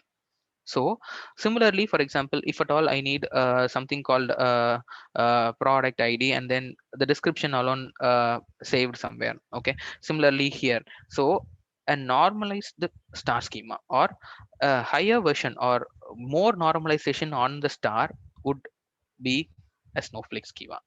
See, just an example here. See here, this is a fact table. Okay, we have dimensions linked to it based on the relation. Okay, this particular customer has something called customer type. and this customer type again has a separate table. So only the ID will be available here, and the corresponding description you will have to go into another table and get that.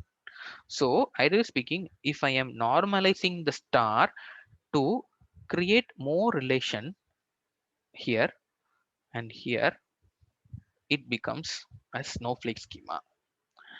Okay. In generally they would design a data warehouse either with star or snowflake, or they will go with hybrid, which means that few dimensions would be like star schema, few dimensions they would make a snowflake schema. Like you will have two joins or two relations built on like this. In general they will prefer to in general, I what I have seen personally, they will use hybrid schema. They will incorporate both the star schema as well as the snowflake schema, and they will build a model out of it. Okay, so they will design the facts and the dimensions in such a way that, so this is how the facts would look like, and this is how the dimensions would look like, and this is how the schema can be built. So this is how they will come up with the overview of the data warehouse.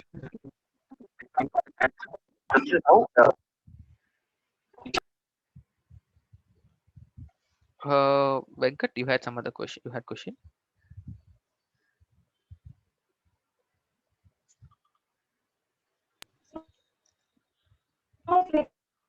All right. Okay. So and then okay, let me I mean, shall I move on, or okay, you want to explain it? Okay, sure. Okay, so what I'm trying, okay, so okay, so this if okay the, just as a whole I will tell you, okay, because normalization is a vast topic which has got a lot of things which I would say. Okay, there are n number of things which we can talk about on normalization, but I think that is not needed for you guys, at least for now, because it too much of information would be not good, right? So what I'm trying to say here is, in general, I mean, make it more easy, a normalized table would look like a fact table with relation to the dimension table. Okay, so only the key will be available in the fact table, and the pertaining information will always be on the dimension table. So this is called normalized information. So in order to get the information for a particular uh, use case, you would have to do a join between the fact table and the dimension table and get the information. Okay, so making sure data is not repeated across different and tables, we make this normalization be happening. Okay, so in a star schema, or in general, what they will make sure is they will have the fact tables all with the keys, like only the keys will be available on the fact table, and if you need the corresponding information about the customer or about the product, you would have to make a join with the dimension table and get the corresponding information. Okay, for now let's try to let's this is enough for you guys to understand normalization, but there are quite a lot of things which still is there, but for now this is more than enough is what I would say.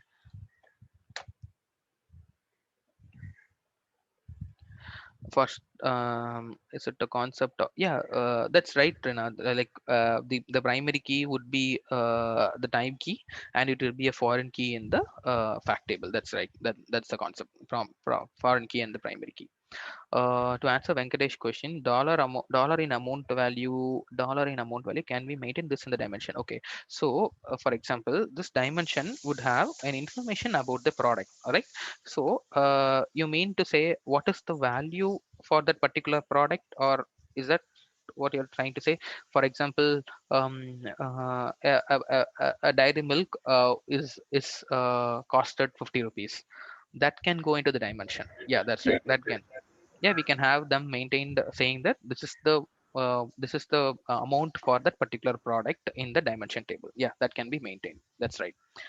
Per unit value can be maintained in the dimension table. Okay, to answer Manan's question, from star snowflake hybrid, how can we decide schema is suitable to design a DB or data warehouse. Okay. Okay, it all depends on the use case. Okay, so if you are building a warehouse, when your modelers or the architects initially will be working together to get the schema defined. Okay, so they will just understand which particular schema would be best suited for me. In general, they will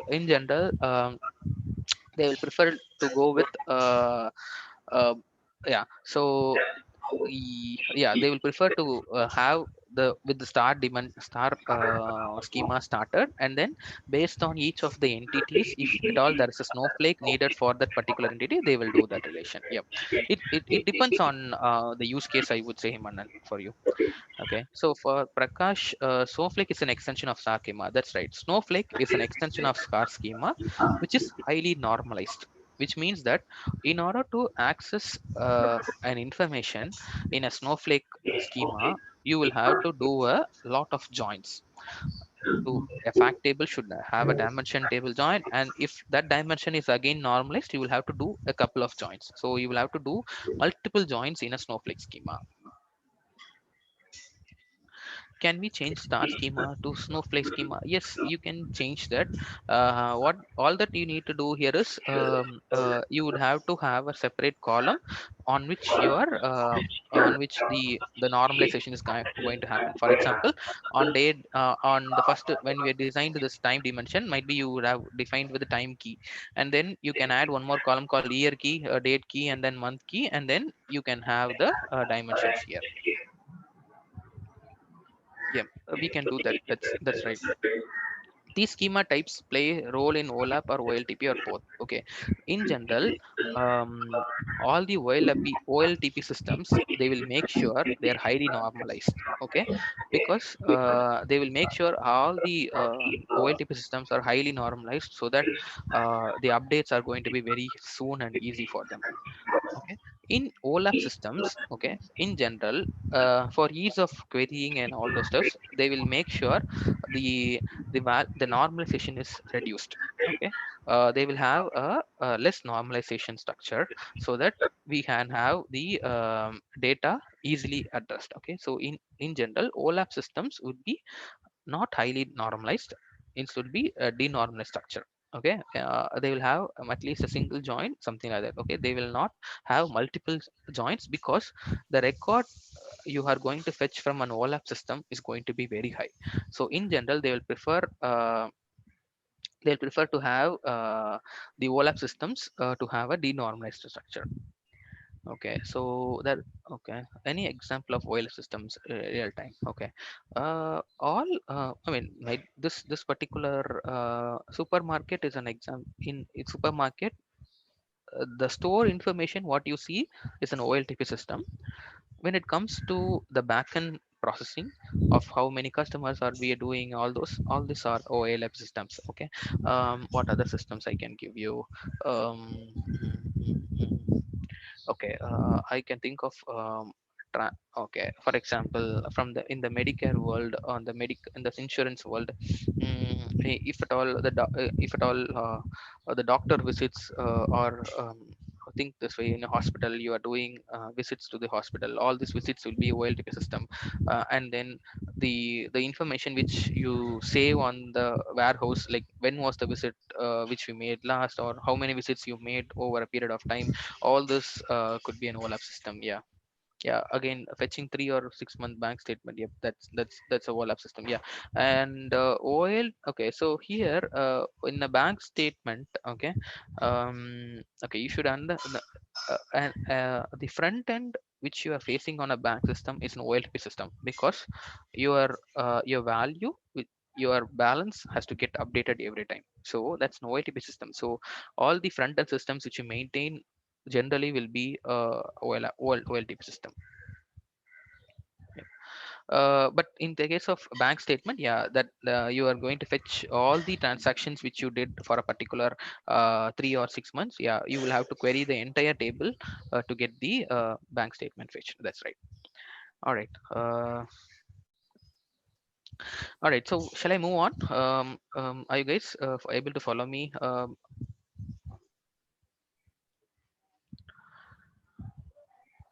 Okay. Okay. Surrogate key is nothing but it a surrogate key is nothing but we can. It's nothing but it is a key which is generated by myself. Okay. So it is nothing but I have my own logic of key generation, like suffixing or prefixing with the key.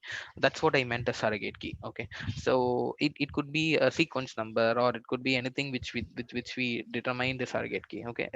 Um what to say, you, if at all you're combining a couple of columns and then you're getting a key, I would call it a surrogate key. Okay. So primary, how does it can we say that all information that gets updated frequently for each transaction goes into the fact table, and other one time or less updated information like goes into the diamond? Okay. In general, all the information which you do as a transaction, say you're buying something, everything goes into the fact table. Yeah. That's right. And your information about the customer, which the customer details, goes into the dimension. That's right. That's the basic understanding. That's right, Manan. You're right. We have denormalized structure in OLAP as it reduces to update or retrieve data. We have denormalized structure, yeah, because we have denormalized in OLAP system because the number of records which you are going to query, or the volume of data which you are going to query, will be very high. So in general, they would not prefer to have much joins on the OLAP system. So they will make sure you get all the data with just a single query rather than doing lots and lots of joins. So that's why they will prefer a denormalized structure on the OLAP system. All right. So let me just move on with the SCD concepts. Okay. So okay. So there was a question from someone who asked me, how do I maintain all this information in the dimension table? Because you are saying that over a period of time, you are going to maintain all the history of information, is what you said. How are you going to maintain in my warehouse, is the question. Okay. Very good question. So let's see how. Okay, so they call it as something called a slowly changing dimension. Okay, so which means that a dimension can change over a period of time. Okay, so there are many ways. There are many ways with which a dimension table is modeled in data warehouse. Okay, so this dimension table which I mod with okay, the dw underscore customer which I showed you, it's like for example, okay, this was the one. Okay, dw underscore customer. Okay, so for this particular customer key, for this particular customer id, I had the customer name and the location, all those stuff. If at all there is an update which is happening here, I am planning my question, if there is an update happening to the location, how do I maintain this dw customer table, is what we are going to see. Okay. All right. So now I have something called dw underscore custom. Okay. This can it is specific to the warehouse or the modelers or the to decide what kind of what kind of option which they can prefer. Okay. Number one is for easy understanding, customer id, customer name, and location. Okay. Customer id is one, customer name Raju, Chennai. Okay. This is the table which I have today. Okay. Today. Okay. On at 1 p.m. this was the data which I had. Okay. Now I went into the store and then I said, hey, please change my location to Madurai. Okay. So the store, the OLTP system is now updated to Madurai, and then my data load is going to happen today night, and then the dw customer table has to get some updates on this particular record. Okay. Okay. So either I can just update this, I can update the record directly to Madurai. I'll just hold only the latest information directly in my warehouse table also. I'll just do an update directly. Okay, which means that I am maintaining no history on my table. whatever be the latest record, I'm just updating the customer location. Whatever be the data, I'm just updating this record. Okay, this particular dimension table model is called slowly changing dimension 1, SCD type 1, where I am not maintaining any history with the particular record. All that I have is the latest information for that particular customer. Okay, so there are tables with which they design in the warehouse like this. Okay, SCD type 1. Okay, any questions here? So any point in time, I will not be able to see the history of the record, history of the location.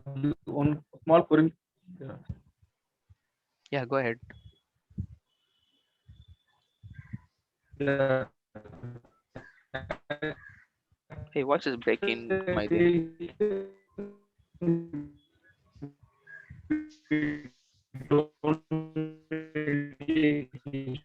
Hey, hello.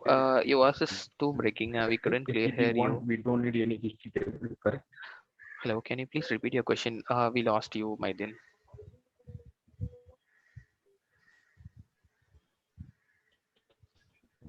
Hello. Might be. Can you type in your In question? that Might be the. case, we don't need a history.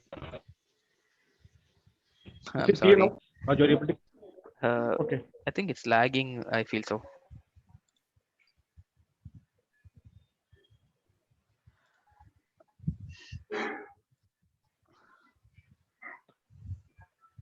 So in this case, only the latest information will get persisted on my on the table. That's right. So only we have the latest record. So we are not going to have maintain any history with respect to the customer's information or the location. What I mean, this is one type. Okay, this is called ACD type 1, slowly changing dimension type 1. Okay, which will not maintain the history of the information. It is just the direct update, or only we have the latest information.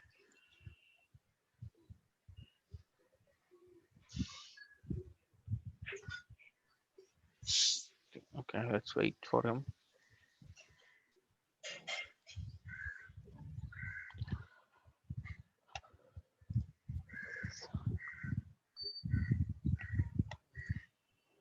So just an example for the SCD type 1. Here the customer type was corporate, and after the change it has become retail. So ideally speaking, the record has got updated here from corporate to retail. That's one example which I told. Okay. All right, so I'll just move on. I'll take Maideen's question once he types all his data. Okay, so okay, this is the number 1. Okay, next we do have something called, okay, here we are going to maintain something called the history. Okay, so next item is TW underscore customer. Another what to say, another view of it. Okay, or another way of representing the DW customer. Okay, let's see.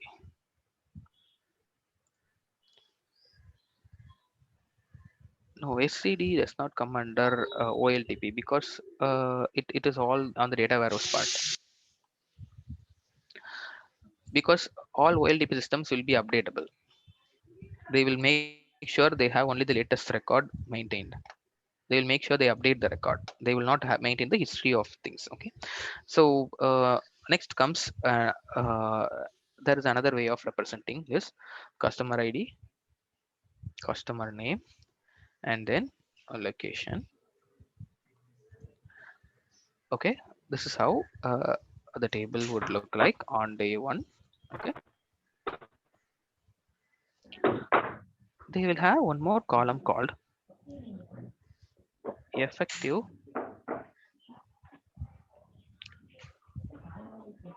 in date. Okay, in order to determine this particular okay, they will make sure there is a column, there's a new there, on the DW underscore customer table, they will have one more column called customer ID, customer name, location, and they will have something called effective end date. Okay, which means that this but okay, so they will have some denotion like 31 12 2199, something like that. They will bring a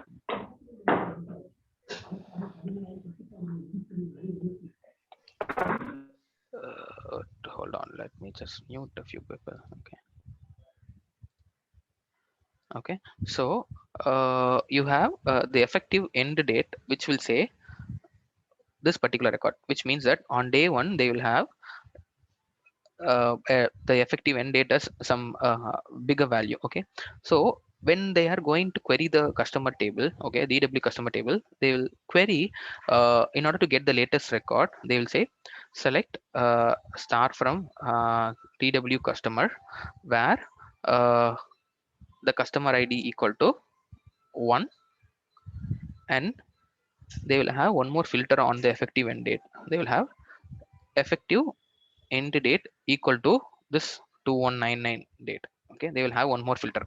Okay, this is on day one, just an example. Okay, on day two he comes and changes the location, correct? So what okay, so let me say this is on March 22nd, and March 23, on March 22nd night he changed the data, and so March 23rd when the load happens, okay, I will, this there will be column called effective end date. Okay, okay, so 1 Raju Chennai, they will, because he has updated that record, which means that he has got a new entry saying that he has moved to Madurai. Okay, I am going to maintain the history of records. So what I will do here is, on the existing record which was already there, I will just put a date saying that he was active till 23rd March 2021, and I will insert the new record which I received as 1 Raju Madurai, and I will put the effective end date to the new record as a older one. See here, so when I am going to query the customer table, I will be querying select star from customer, where customer ID equal to 1 and effective end date equal to this record. So I will be fetching the Madurai record. So in this way, I will be able to maintain the history of records. Okay, on March 23rd, March 24th, he changed. On March 23rd, he went to the store and he's saying that I am changing into Mumbai.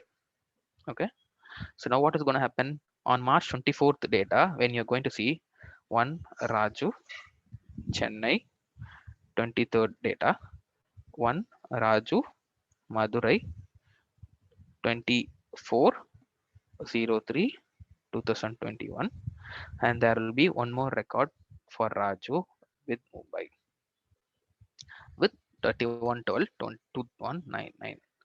This makes sure we are maintaining the history of records always. This type is called a CD type 2.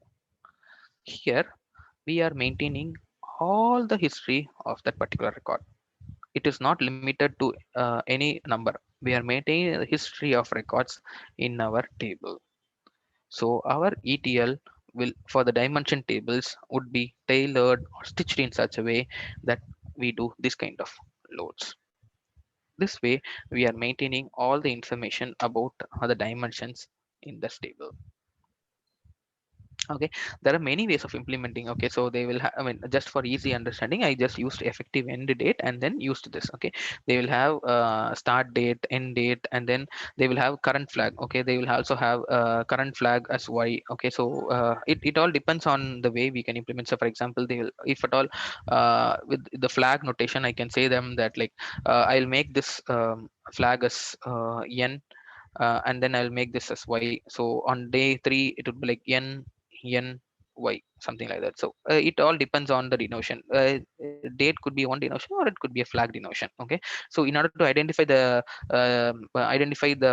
valid record, either I can take with, instead of having them of effective end date, where customer ID equal to 1 and a flag equal to Y, which means that I will get the a valid record from the database, from the data warehouse table. Okay, so all this can be done, and this model is called SVD type 2. Okay, the projects which I have worked on had both. We had SCD Type 2 implementation as well, and SCD Type 1 implementation also. So because we had numerous updates coming in the flow, so we went with SCD Type 1 rather than maintaining the history of records, which is not needed. So we went with SCD Type 1, and there are projects which I have seen SCD Type 2 implementation as well. Okay.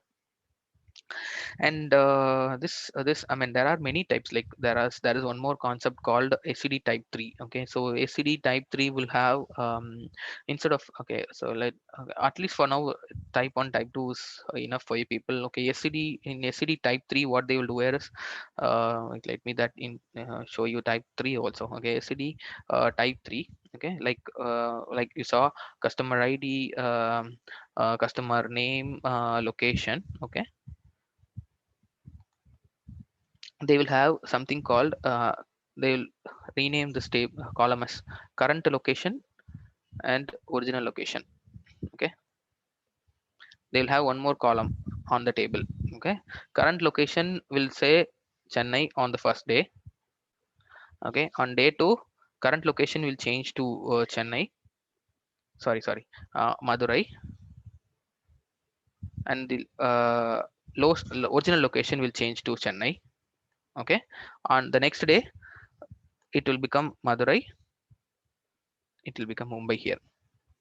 So on ACD type 3, you will see one history maintained. You will be able to see one history. When I say one history, one previous record of that particular customer, you can see at that particular point in time.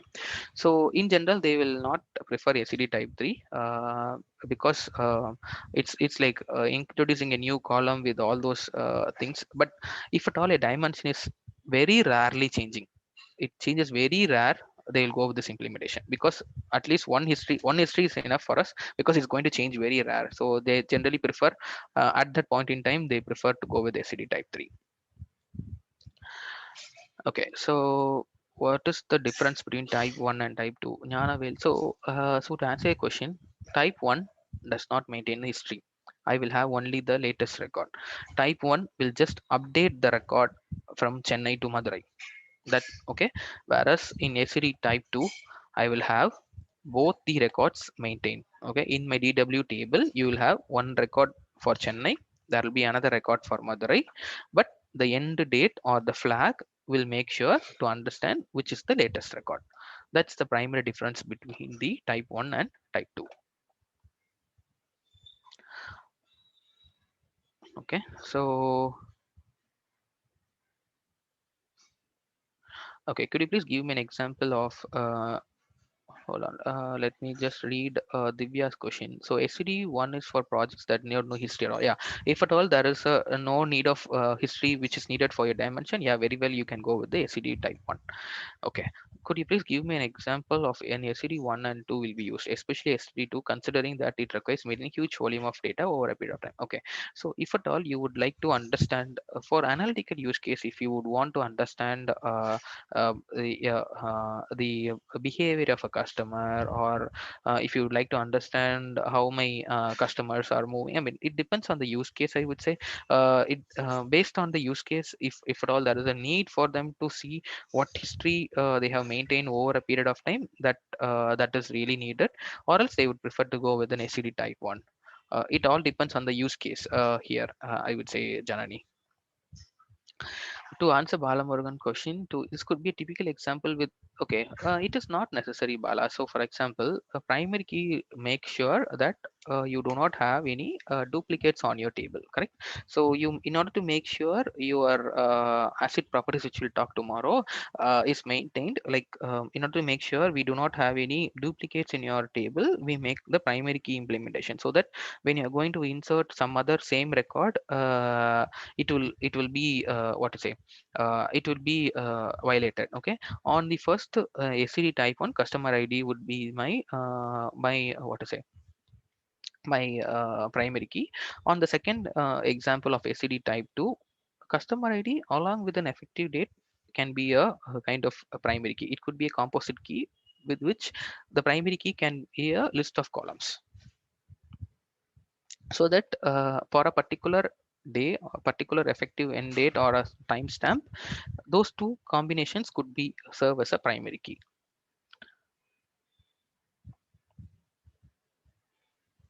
Yeah, yeah. So will SCD type 3 have a current record and one history record? Okay, it will be a single record, but it would be in a different column. Okay, in SCD type 3, it would be a single record only. Okay, so this is a single record. One Raju Chennai will be okay. Okay, so let's put it this way itself. Okay, might be that would have been confusing. Okay, so one Raju, Madurai, and Chennai. This will be the table structure. Okay, and the next day one Raju, Mumbai, and Madurai would be my table structure. So one record, but I have another column to maintain the history of the information on the SCD type 3. Okay, irrespective of any frequency of ETL data load, these history would be maintained. Yeah, in general, they would be preferably maintained. Okay, it is not necessary that on every ETL load there should be update. Whenever there is an update happening, the data will get updated, Srimati. It's not that every ETL load will have a new record, correct? Only when you do an update from Madurai to Chennai, that record will get updated, or else it will be a single record only.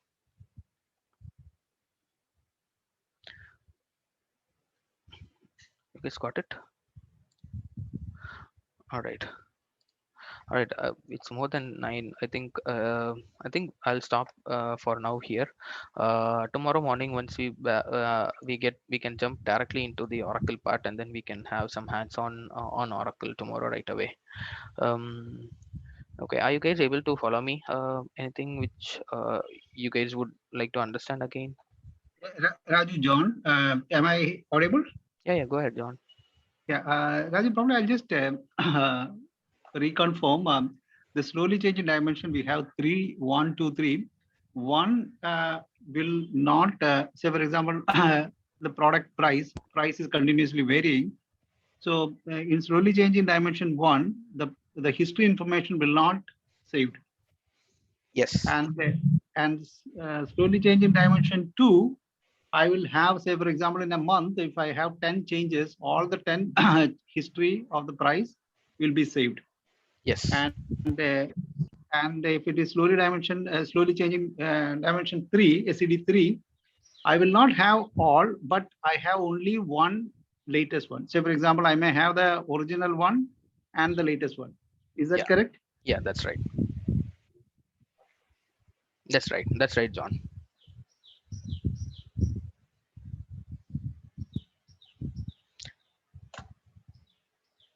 All right.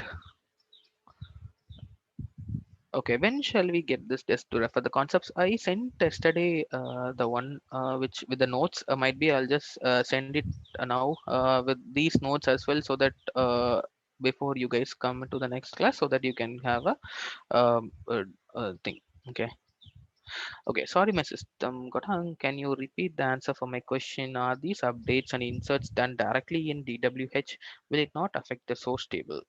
Okay, so when you I would think that you are asking me if these updates pertaining to the data, pertaining to the the dimension tables are getting updated in the data warehouse. That is that right, Rajendra? Yes. Okay, so when the source system gets updated, okay, they will tell you, or there should be a way with which you can understand that this particular record has got updated. Okay, say for example, on the same example, the location is changed. Okay, on the OLTP system, they will say that, hey, this record has got updated with some indication saying that the row updated timestamp or something should be updated to the latest record. So when I am fetching data from the OLTP system or from the database, I would fetch all these updates, and then I will also update my data warehouse directly. Okay, so I'm going to update in case of SCD type 1, or I will have to do an insert and then put the effective end date to the latest if there is an SCD type 2. Does that answer your question? It will not, if I'm going to update the warehouse tables, it is not going to affect the source tables at all, because it's a different system. I'm just going to fetch the updates whatever we had on that particular day, and then I'm updating my system, which is my data warehouse system. Okay, got it.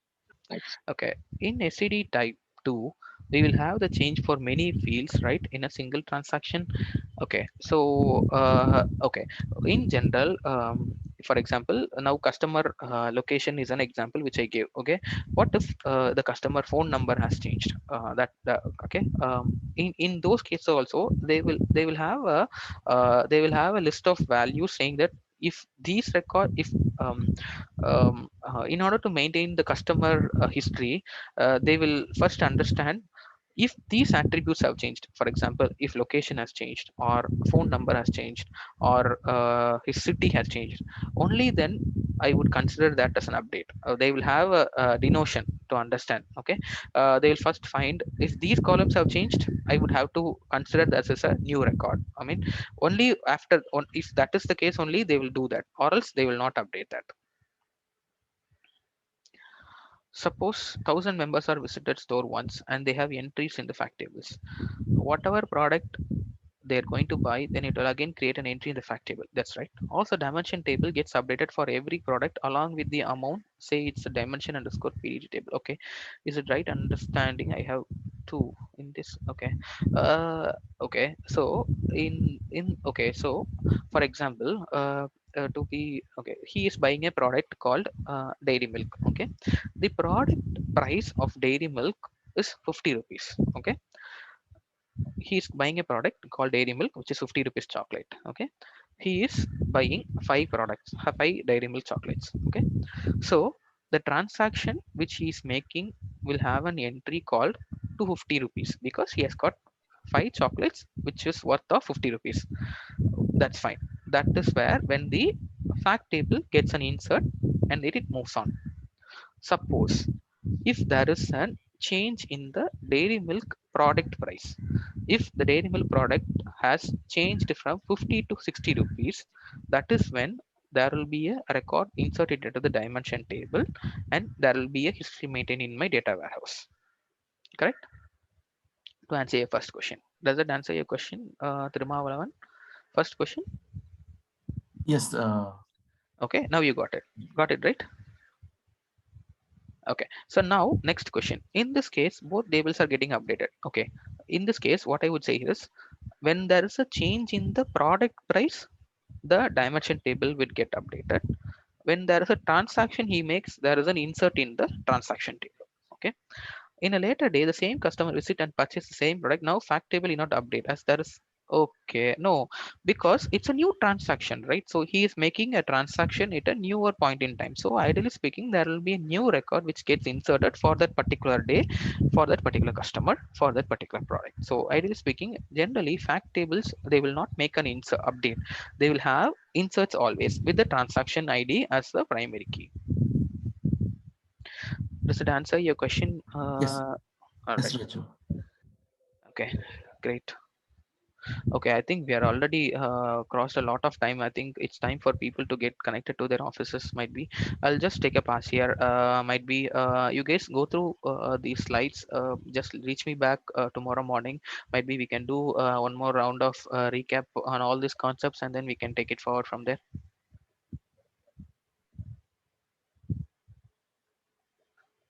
Does it sound good? Sure, Raju. That sounds great. Okay, fine.